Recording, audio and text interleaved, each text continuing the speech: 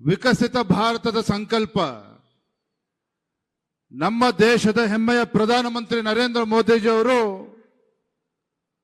ಭಾರತವನ್ನ ಮುಂದಿನ 2047ನೇ ಇಸ್ವಿಗೆ ಅಂದ್ರೆ ಭಾರತ ಸ್ವಾತಂತ್ರ್ಯ ಒಂದು 100 ವರ್ಷಗಳ ಒಂದು ಸಂಭ್ರಮವನ್ನು ಆಚರಣೆ ಮಾಡತಕ್ಕಂತ ಸಂದರ್ಭದಲ್ಲಿ ನಮ್ಮ ಹೆಮ್ಮೆಯ ಭಾರತ ಅಭಿವೃದ್ಧಿ ಹೊಂದಿರತಕ್ಕಂತ ದೇಶ ಆಗಿ ಪರಿವರ್ತನೆ ಆಗಬೇಕು ಅನ್ನೋ ಒಂದು ಸಂಕಲ್ಪವನ್ನು ಇಟ್ಕೊಂಡು ಕಳೆದ 10 ವರ್ಷಗಳಿಂದ ನಮ್ಮ ಹೆಮ್ಮೆಯ ಪ್ರಧಾನಮಂತ್ರಿ ನರೇಂದ್ರ ಮೋದಿಜಿ ಅವರು ಹಗಲು ರಾತ್ರಿ ಒಂದು ದಿನನೂ ಕೂಡ ವಿಶ್ರಾಂತಿಯನ್ನ ಪಡೆದುಕೊಳ್ಳದೇನೆ ಹಗಲು ರಾತ್ರಿ ದೇಶದ ಅಭಿವೃದ್ಧಿಯನ್ನ ಗಮನದಲ್ಲಿ ಇಟ್ಕೊಂಡು ಇವತ್ತು ದುಡಿತಾ ಇರ್ತಕ್ಕಂಥದ್ದು. ನಮ್ಮ ಪ್ರಧಾನಮಂತ್ರಿಯವರು ಹೇಳಿದಂತೆ ನಾನು ಈ ದೇಶದ ಒಂದು ಪ್ರಧಾನಮಂತ್ರಿ ಅಲ್ಲ, ಈ ದೇಶದ ಪ್ರಧಾನ ಸೇವಕ ಅನ್ನುವ ಒಂದು ಭಾವನೆ ಇಟ್ಕೊಂಡು ನಮ್ಮ ಹೆಮ್ಮೆಯ ಪ್ರಧಾನಮಂತ್ರಿ ನರೇಂದ್ರ ಮೋದಿಜಿ ಇವತ್ತು ಹಗಲು ರಾತ್ರಿ ಇವತ್ತು ಶ್ರಮನ ಆಗ್ತಾ ಇರ್ತಕ್ಕಂಥದ್ದು.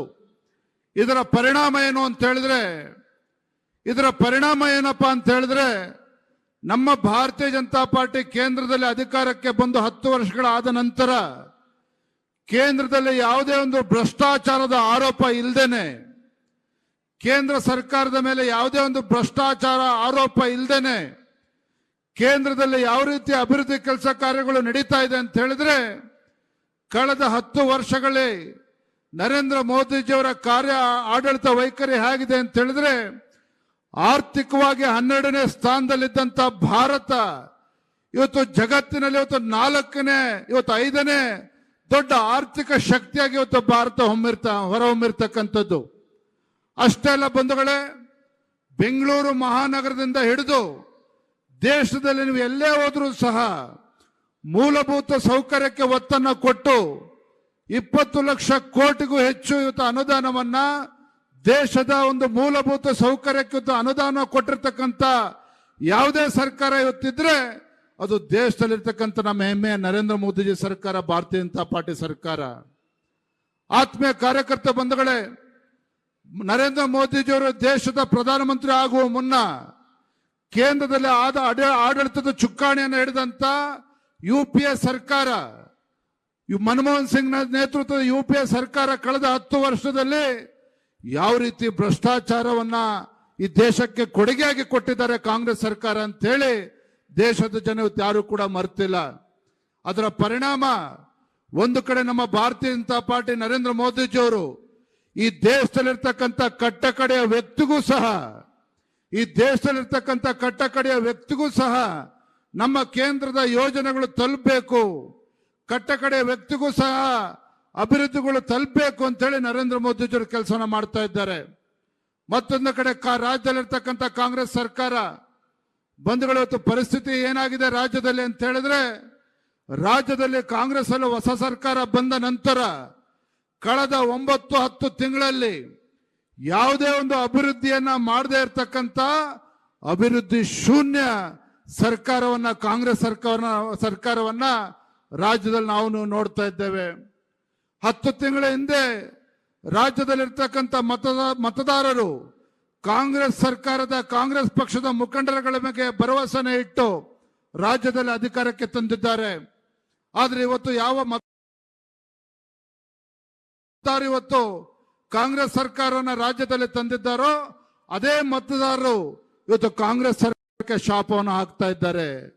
ಇವತ್ತು ಯಾವುದೇ ಒಂದು ಮಹಿಳೆಗೆ ಸುರಕ್ಷತೆ ಇಲ್ಲ ರಾಜ್ಯದಲ್ಲಿ, ದಲಿತರಿಗೆ ಅನ್ಯಾಯವನ್ನು ಮಾಡ್ತಾ ಇದ್ದಾರೆ, ರೈತರಿಗೆ ಇವತ್ತು ಯಾವುದೇ ಒಂದು ಪರಿಹಾರ ಸಿಗ್ತಾ ಇಲ್ಲ ಬರಗಾಲದ ಸಂದರ್ಭದಲ್ಲಿ, ಬಡವರಿಗೂ ಕೂಡ ಅನ್ಯಾಯನ ಮಾಡ್ತಾ ಇರ್ತಕ್ಕಂಥ ಕಾಂಗ್ರೆಸ್ ಸರ್ಕಾರ ದೇಶದಲ್ಲಿ ಇವತ್ತು ರಾಜ್ಯದಲ್ಲಿ ಇವತ್ತು ಪ್ರಜ್ಞಾವಂತ ಮತದಾರ ತೀರ್ಮಾನ ಮಾಡಿದ್ದಾರೆ.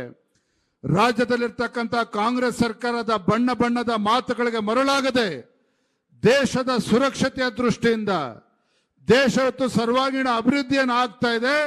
ನರೇಂದ್ರ ಮೋದಿಜಿಯವರು ಮಾಡ್ತಾ ಇರ್ತಕ್ಕಂಥ ಅಭಿವೃದ್ಧಿ ಕೆಲಸಗಳು ಮುಂದಿನ ದಿನಗಳಲ್ಲೂ ಕೂಡ ಮುಂದುವರೆದುಕೊಂಡು ಹೋಗಬೇಕು.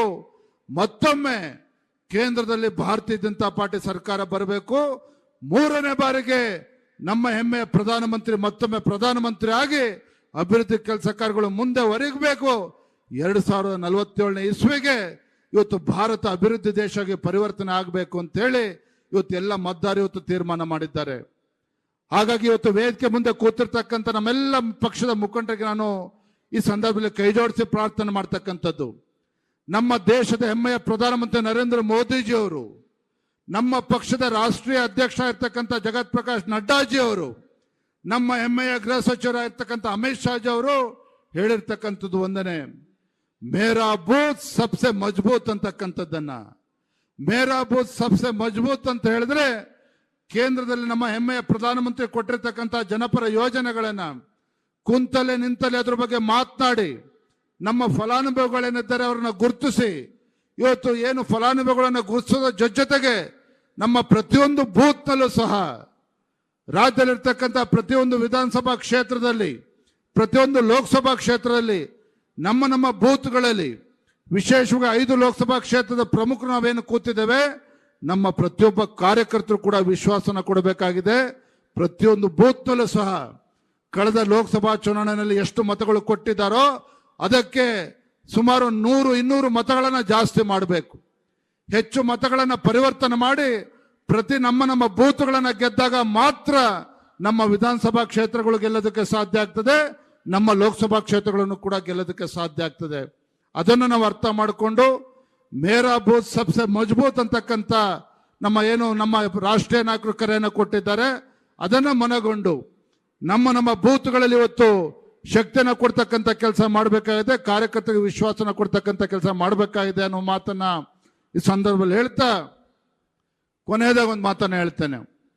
ರಾಜ್ಯದಲ್ಲಿ ಇವತ್ತು ಬಿಜೆಪಿ ಮತ್ತು ಜೆಡಿಎಸ್ ಪಕ್ಷ ಒಂದೇ ವೇದಿಕೆಗೆ ಬಂದ ನಂತರ, ಬಿಜೆಪಿ ಮತ್ತು ಜೆಡಿಎಸ್ ಪಕ್ಷದ ಮುಖಂಡರು ಒಂದೇ ವೇದಿಕೆಗೆ ಬಂದ ನಂತರ ಇವತ್ತು ಮಾಜಿ ಪ್ರಧಾನಮಂತ್ರಿಗಳಾಗಿರ್ತಕ್ಕಂಥ ದೇವೇಗೌಡರು, ಹಿರಿಯ ನಾಯಕರಾಗಿರ್ತಕ್ಕಂಥ BS ಯಡಿಯೂರಪ್ಪನವರು, ಮಾನ್ಯ HD ಕುಮಾರಸ್ವಾಮಿ ಅವರು, ನಮ್ಮ ಪಕ್ಷದ ಎಲ್ಲ ಹಿರಿಯ ಮುಖಂಡರು ಒಂದೇ ವೇದಿಕೆ ಬಂದ ನಂತರ ರಾಜ್ಯದಲ್ಲಿ ಇವತ್ತು ಕಾಂಗ್ರೆಸ್ ಪಕ್ಷ ತತ್ತರಿಸಿ ಹೋಗಿದ್ದಾರೆ. ಇವತ್ತು ಮಾನ್ಯ ಮುಖ್ಯಮಂತ್ರಿಗಳು ಏನು ಹೇಳಿಕೆ ಕೊಡ್ತಾ ಇದ್ದಾರೆ ಅವ್ರಿಗೆ ಗೊತ್ತಾಗ್ತಾ ಇಲ್ಲ. ಅವರ ರಾಜ್ಯ ಸರ್ಕಾರದ 15ಕ್ಕೂ ಹೆಚ್ಚು ಮಂತ್ರಿಗಳು ಇವತ್ತು ಚುನಾವಣೆ ಅಖಾಡದಲ್ಲಿ ಇಳಿಸಬೇಕು ಅಂತ ಹೊರಟರು ಸಹ ಯಾವುದೇ ಒಬ್ಬ ಕಾಂಗ್ರೆಸ್ ಸರ್ಕಾರದ ಮಂತ್ರಿಗಳು ಚುನಾವಣೆಯಲ್ಲಿ ಲೋಕಸಭಾ ಕ್ಷೇತ್ರದ ಅಭ್ಯರ್ಥಿಯಾಗಿ ನಿಲ್ಲೋದಕ್ಕೆ ಯಾರೂ ಕೂಡ ಧೈರ್ಯ ಮಾಡಿಲ್ಲ. ಅದಕ್ಕೆ ಕಾರಣ ಇವತ್ತು ದೇಶದಲ್ಲಿ ಮತ್ತು ರಾಜ್ಯದಲ್ಲಿರ್ತಕ್ಕಂಥ ನರೇಂದ್ರ ಮೋದಿಜಿಯವರ ಪರವಾಗಿರ್ತಕ್ಕಂಥ ಅಲೆ ಅನ್ನೋದನ್ನ ನಾವು ಯಾರು ಕೂಡ ಮರಿಬಾರದು. ಹಾಗಾಗಿ ಉತ್ತಮ ವಾತಾವರಣ ಇವತ್ತೇ ನಿರ್ಮಾಣ ಆಗಿದೆ.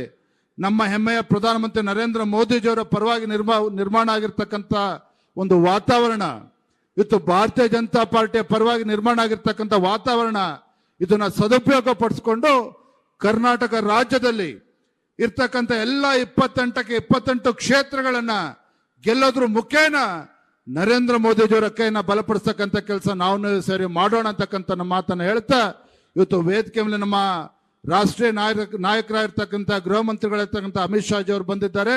ಅವ್ರಿಗೆ ವಿಶ್ವಾಸನ ನಾವು ಕೊಡಬೇಕಾಗಿದೆ.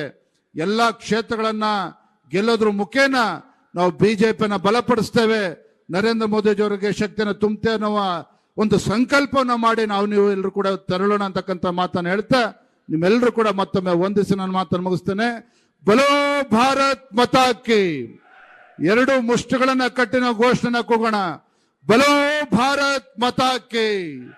ಸನ್ಮಾನ್ಯ ನರೇಂದ್ರ ಮೋದಿಜಿ ಅವರಿಗೆ, ಸನ್ಮಾನ್ಯ ನರೇಂದ್ರ ಮೋದಿಜಿ ಅವರಿಗೆ, ಉಕ್ಕಿನ ಮನುಷ್ಯ ಸನ್ಮಾನ್ಯ ಅಮಿತ್ ಶಾಜಿ ಅವರಿಗೆ ಬಲೋ ಭಾರತ್ ಮಾತಾ ಕಿ. ನಮಸ್ಕಾರ. ನ್ಯೂಸ್ ಫಸ್ಟ್ ನಿರ್ಭೀತಿಯಿಂದ ನಿಮ್ಮ ಪರವಾಗಿ.